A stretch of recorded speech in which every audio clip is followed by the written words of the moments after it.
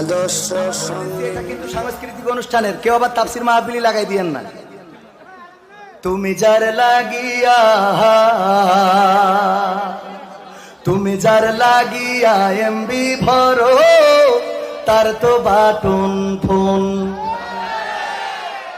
কথা কয় না, খেলা হবে।